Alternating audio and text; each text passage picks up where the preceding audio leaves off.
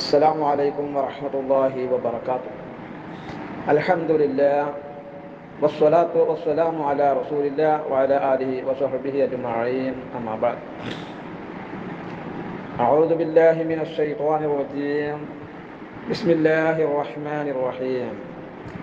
يا أيها الذين آمنوا اتقوا الله حق تقاته ولا تموتن إلا وأنتم مسلمون. ഏറെ ബഹുമാനമുള്ള സനാബിൽ ഖുർആൻ പഠിതാക്കളെ, വിശ്വാസികളെ, അള്ളാഹുവിൻ്റെ അതിമഹത്തായ അനുഗ്രഹത്താൽ വിശുദ്ധ ഖുർആനിലെ ഓരോ സൂറത്തുകളെ ആസ്പദമാക്കി നാം പഠിച്ചുകൊണ്ടിരിക്കുന്ന ഈ കലാം, അൽഹംദുലില്ലാ, അതതിൻ്റെ ഏറ്റവും നല്ല ധന്യമായ മുഹൂർത്തത്തിലൂടെയാണ് കടന്നു പോകുന്നത്. അല്ലാഹു സുബ്ഹാനഹു വ തആല ഈ വിശുദ്ധ ഖുർആൻ ശരിയായി പഠിച്ച് മനസ്സിലാക്കി അതനുസരിച്ച് ജീവിക്കുന്ന മുത്തഖീങ്ങളിൽ നമ്മെ എല്ലാം ഉൾപ്പെടുത്തി അനുഗ്രഹിക്കുമാറാകട്ടെ. ആമീൻ. സൂറത്ത് യാസീനാണ് നാം പഠിച്ചുകൊണ്ടിരിക്കുന്ന ഇപ്പോഴത്തെ സൂറത്ത്. സൂറത്ത് യാസീനിലെ 40 വരെയുള്ള വചനങ്ങളാണ് നമ്മുടെ ഉസ്താദ് കഴിഞ്ഞ ദിനങ്ങളിലൂടെ എടുത്തത്. അൽഹംദുലില്ലാ, ചില ശാരീരികമായ ബുദ്ധിമുട്ടുകൾ കാരണം, അനാരോഗ്യപരമായ ചില പ്രയാസങ്ങൾ കാരണം ഇന്ന് ഉസ്താദിന് ക്ലാസ് എടുക്കാൻ സാധിച്ചിട്ടില്ല. ഇൻഷാ അല്ലാഹ് സൂറത്ത് യാസീനിലെ 40 വരെയുള്ള ആയത്തുകൾ എടുത്തു കഴിഞ്ഞു. 41 മുതലുള്ള ആയത്തുകളാണ് ഇൻഷാ അല്ലാഹ് ഞാനിവിടെ എടുക്കാൻ ഉദ്ദേശിക്കുന്നത്. വബില്ലാഹി തൗഫീഖ്. أعوذ بالله من الشيطان الرجيم. بسم الله الرحمن الرحيم. وآية لهم أنا حملنا ذريتهم في الفلك المشحون وخلقنا لهم من مثله ما يركبون وإن نشأ نغرقهم فلا صريخ لهم ولا هم ينقذون إلا رحمة منا ومتاعا إلى حين. 41 വചനം, അതിൻ്റെ ആശയങ്ങളിലേക്ക് നമുക്ക് കടക്കാം. കഴിഞ്ഞ ആയത്തുകളിലൂടെ അല്ലാഹു സുബ്ഹാനഹു വ തആല ഭൂമി ലോകത്ത് ആകാശമണ്ഡലങ്ങളിൽ നമുക്കിടയിൽ തന്നെയും ഒരുപാട് ദൃഷ്ടാന്തങ്ങളെ പറ്റി പഠിപ്പിച്ചു തന്നു. ആകാശത്തെ, ഭൂമിയിൽ, അതേപോലെ സൂര്യ, ചന്ദ്രൻ, നക്ഷത്രാദികളിൽ, അതുപോലെ നമ്മുടെ ഇണകളിൽ, അങ്ങനെ ഒട്ടുമിക്ക വിഷയങ്ങളിൽ, രാത്രി പകല്, അങ്ങനെയുള്ള ഒരുപാട് ദൃഷ്ടാന്തങ്ങളെ പറ്റി പറഞ്ഞ ശേഷം അത് പറയാണ്,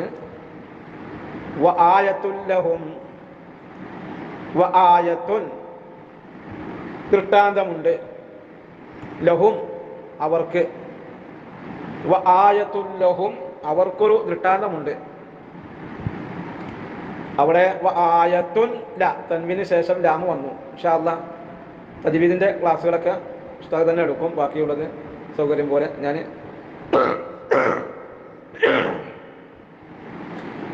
പിന്നെ ആയത്തും അതിൻ്റെ അർത്ഥവും പറഞ്ഞു പോകാനാണ് ഉദ്ദേശിക്കുന്നത്. ഇൻഷാ അല്ലാഹ് ദൃഷ്ടാന്തമാണ്, ലഹും അവർക്ക്, അവർക്കൊരു ദൃഷ്ടാന്തമാണ്. അത്തുഫിന്റെ വാവർ വന്നിട്ടുണ്ട്. നേരത്തെ പറഞ്ഞ ദൃഷ്ടാന്തങ്ങളെ പറഞ്ഞതിന്റെ കൂടെ തന്നെയാണ് ഇതും. ലഹും അവർക്കൊരു ദൃഷ്ടാന്തമുണ്ട്. അന്നാ ഹമൽന, ഹമല എന്ന വഹിക്കുക എന്നാണ്. ഇവിടെ അന്നാ ഹമൽന, നാം വഹിക്കുന്നത്, ദുർരിയതഹും അവരുടെ സന്താനങ്ങളെ, ദുർരിയത്ത് സന്താനങ്ങൾ, ഹും അവരുടെ, ഫിൽ ഫുൽക്കി കപ്പലുകളിൽ, അൽ ഫുൽക്കി കപ്പലുകളിൽ, അൽ മഷ്ഹൂൻ സാമാനം നിറക്കപ്പെട്ട, ചരക്കുകൾ നിറക്കപ്പെട്ട കപ്പലുകൾ. ഇവിടെ വആയത്തുൽ ലഹും അന്നാ ഹമൽനാ ദുർരിയതഹും ഫിൽ ഫുൽക് അന്നാ ഹമൽനാ ദുർരിയതഹും ഫിൽ ഫുൽകിൽ മശ്ഊൻ. ഇവിടെ അന്നാ ഹമൽനാ ദുർരിയ, ദാലാണ്, ദാലല്ല ദാൽ, ദുർരിയ. എന്താണ്? തങ്ങളുടെ സന്താനങ്ങളെ അഥവാ സാമാൻ നിറക്കപ്പെട്ട കപ്പലിൽ നാം വഹിച്ചു പോകുന്നതും അതും എന്താണ്? അവർക്കൊരു ദൃഷ്ടാന്തമാണ് എന്നാണ്. അപ്പോ വആയത്തുൻ ലഹും, വആയത്തുൽ ലഹും അന്നാ ഹമൽനാ ദുർരിയതഹും ഫിൽ ഫുൽകിൽ മശ്ഹൂൻ. വാക്കിന്റെ ഓരോന്നിന്റെ അർത്ഥം ഒന്നുകൂടി പറയാം. വആയത്തുൻ ദൃഷ്ടാന്തമാണ്, ലഹും അവർക്ക്, അവർക്കൊരു ദൃഷ്ടാന്തമാണ്. അന്നാ ഹമൽനാ നാം വഹിക്കുന്നത്, ദുർരിയതഹും അവരുടെ സന്താനങ്ങളെ, ദുർരിയ സന്താനങ്ങളെ, ഫിൽ ഫുൽക്കി കപ്പലിൽ, അൽ മശ്ഹൂൻ സാമാനം നിറക്കപ്പെട്ട കപ്പലുകളിൽ. ഇതാണ് അതിന്റെ നേർക്കുനേരെയുള്ള വാക്കുകളുടെ അർത്ഥം. അതിന്റെ ശരിയായ അർത്ഥം കൂടി തങ്ങളുടെ സന്താനങ്ങളെ സാമാനം നിറക്കപ്പെട്ട കപ്പലിൽ നാം വഹിച്ചു കൊണ്ടുപോകുന്നതും അവർക്കൊരു ദൃഷ്ടാന്തമാണ് എന്നാണ്. ഖുർആനിൽ അവതരിക്കുന്ന കാലത്ത് സമുദ്രത്തിൽ സഞ്ചരിക്കുവാൻ അന്നത്തെ കാലത്തൊക്കെ എന്താണ്? പായക്കപ്പലുകളാണ് അല്ലേ? കരയിൽ സഞ്ചരിക്കാൻ ഒട്ടകാണ്, കുതിര പോലെയുള്ള വാഹനങ്ങളൊക്കെയാണ് അന്നൊക്കെ ഉള്ളത്. എന്നാൽ ഇന്ന് പരിഷ്കൃത രീതിയിലുള്ള യാന്ത്രിക വാഹനങ്ങളാണ് മനുഷ്യൻ ഉപയോഗിക്കുന്നത്. ഇന്നവൻ്റെ യാത്രാമണ്ഡലം കരയും കടലും അതേപോലെ അത് മാത്രമല്ല വായുവും പരിലോകവും കൂടിയാണ്. ഇന്നത്തെ വാഹനങ്ങൾ മനുഷ്യ കരങ്ങളാൽ നിർമ്മിക്കപ്പെട്ടവയുമാണ്. പക്ഷെ ഇതുകൊണ്ടൊന്നും മനുഷ്യന് എന്തുണ്ടായിക്കൂടാ? അഹങ്കരിച്ചുകൂടാ. ഇതും അള്ളാഹുവിൻ്റെ മഹത്തായ ദൃഷ്ടാന്തമാണ് എന്ന ഒരു വലിയ മെസ്സേജ്, സന്ദേശം നമുക്ക് ഇവിടെ നൽകുന്നുണ്ട്. അതാണ് ആയത്തിലൂടെ നമ്മൾ മനസ്സിലാക്കി എടുക്കേണ്ട ഒരു പ്രധാനപ്പെട്ട ഭാഗം. അവ കണ്ടുപിടിക്കാനുള്ള ബുദ്ധി, നിർമ്മിക്കാനുള്ള ഉപകരണങ്ങൾ, ഉപയോഗപ്പെടുത്താനുള്ള സാഹചര്യങ്ങൾ, ഇതെല്ലാം അള്ളാഹു നൽകിയതും അവൻ എന്താണ്? സജ്ജമാക്കി കൊടുക്കുക മാത്രമാണ്. ചില അള്ളാഹു സുബ്ഹാനഹു വ തആല അതൊക്കെ എല്ലാം ഒരുക്കി കൊടുക്കും. അതൊക്കെ സജ്ജമാക്കിയത് മാത്രമാണ്. അതെ, വല്ലാഹു ഖലഖക്കും വമാ എന്താണ് തഅമലൂന, നിങ്ങളെയും നിങ്ങൾ പ്രവർത്തിച്ചു കൊണ്ടിരിക്കുന്നതിനെയും അള്ളാഹു എന്താണ്? സൃഷ്ടിച്ചതാണെന്നാവും. അപ്പോൾ അള്ളാഹു എല്ലാം സൃഷ്ടിച്ച് സംവിധാനിച്ചു എല്ലാം ഒരുക്കിക്കൊണ്ടിരിക്കുന്നവർ. അതുകൊണ്ട് തന്നെ ആ വാഹനങ്ങളുമായി ബന്ധപ്പെടുത്തിയാണ് ഈ ആയത്തിന്റെ ശേഷമുള്ള ആയത്തുകളിലൂടെ ആയത്തിലും വിശദീകരിക്കുന്നത്. നോക്കാം.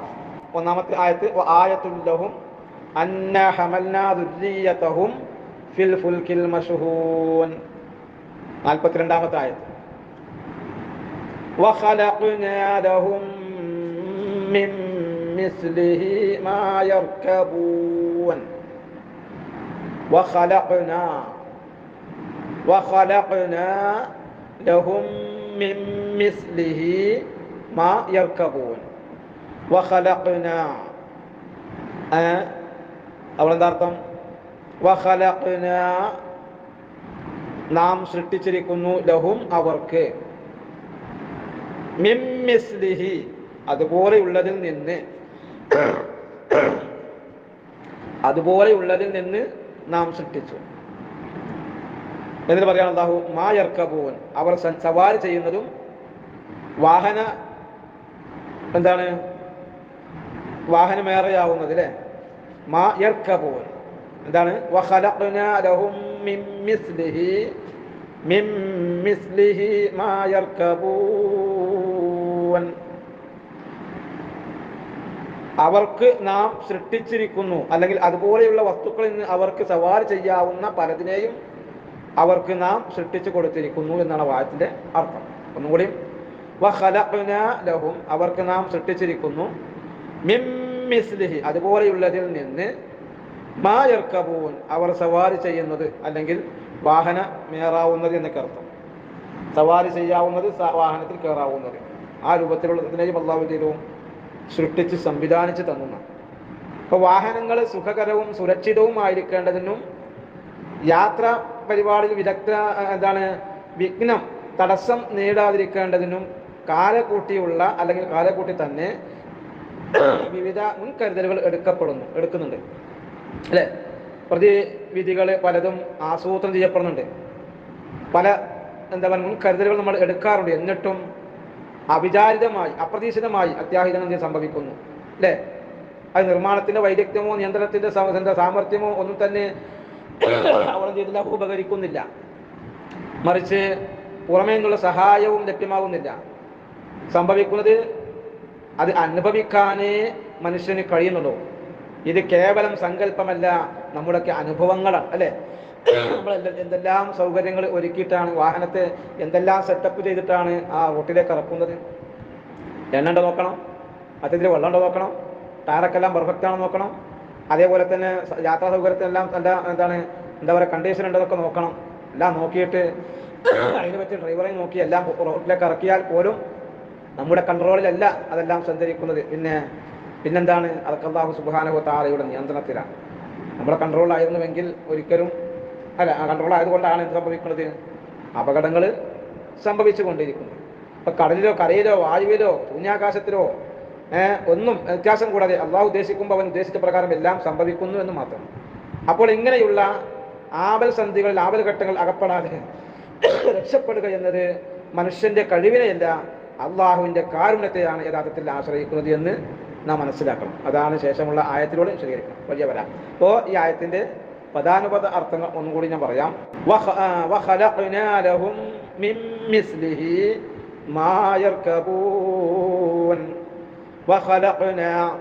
നാം സൃഷ്ടിച്ചിരിക്കുന്നു, അല്ലെങ്കിൽ എന്താണ്? അതെ, നാം സൃഷ്ടിച്ചിരിക്കുന്നു ലഹും അവർക്ക് മിൻ മിസ്ലിഹി അതുപോലെയുള്ളതിൽ നിന്ന് അല്ലേ? ആ കാലഘട്ടത്തിൽ ഒട്ടകം കുതിരക്കാണെങ്കിൽ ഇന്ന് അതുപോലെ ഒന്ന് വ്യത്യസ്തമായി ഉണ്ടാവും ഓളം സൃഷ്ടിച്ചിട്ടുണ്ട് എന്നർത്ഥം. മാ യർകബൂൻ അവർ സവാരി ചെയ്യുന്നതും അതിൽ അവർ വാഹനമേറുന്നതുമായ ആ രൂപത്തിൽ അല്ലെ അതുപോലെയുള്ള വസ്തുക്കളിൽ നിന്ന് അവർക്ക് സവാരി ചെയ്യാവുന്ന പലതിനെയും അവർക്ക് നാം സൃഷ്ടിച്ചു കൊടുത്തിരിക്കുന്നു. അപ്പോ അല്ലാഹു സുബ്ഹാനഹു വ തആല നാം ഉപയോഗിച്ചു കൊണ്ടിരിക്കുന്ന വാഹനത്തെ സംബന്ധിച്ച് പറഞ്ഞിടത്ത് വളരെ വ്യത്യസ്തമല്ല, ഒരു വലിയ അത്ഭുതം തന്നെയാണ്, ഒരു വലിയ ദൃഷ്ടാന്തത്തിന്റെ ഭാഗം തന്നെയാണ് എന്ന് കൂടി നമുക്ക് മനസ്സിലാക്കാൻ കഴിയേണ്ടതുണ്ട്. അതുണ്ടെങ്കിലാണ് എന്തിനു സാധിക്കുക? ആ റബ്ബിന്റെ യഥാർത്ഥ വിനയമുള്ള ദാസനായി തീർന്ന് കഴിയുക, അഹങ്കാരമില്ലാത്തവനായി തീർന്ന് സാധിക്കുക. ഇല്ലെങ്കിൽ വരാൻ പോകുന്ന വിപത്തുകളെ തടുക്കാനോ അതേപോലെ തന്നെ അതിനുള്ള സംവിധാനം ചെയ്യാനോ നമ്മളെ കൊണ്ട് സാധ്യമല്ല. അതുകൊണ്ട് മനുഷ്യരായ നമുക്ക് അല്ലാഹു സുബ്ഹാനഹു വ തആല നൽകിയ ഈ ദൃഷ്ടാന്തങ്ങൾ അത് അതിന് ഗുണപാഠങ്ങൾ നമ്മൾ ഉൾക്കൊള്ളണം. ശേഷം നമുക്ക് നോക്കാം 43-ാമത്തെ ആയത്ത്. وَإِن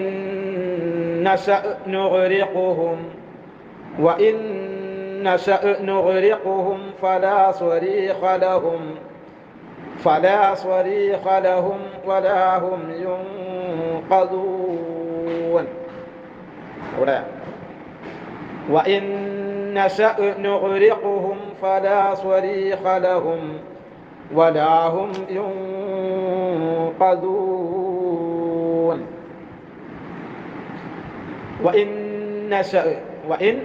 രണ്ട് നൂന് അടുത്തടുത്തുണ്ട്. അവിടെ ഒരു നിയമമുണ്ട്. ഇൻഷാ അല്ലാഹ് അതൊക്കെ തജ്വീദിന്റെ ക്ലാസ്സിൽ ഉസ്താദ് വിശദീകരിച്ചു തരും.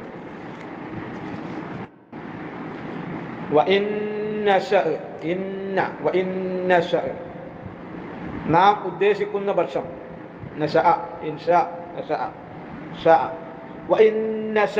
നാം ഉദ്ദേശിക്കുന്ന പക്ഷം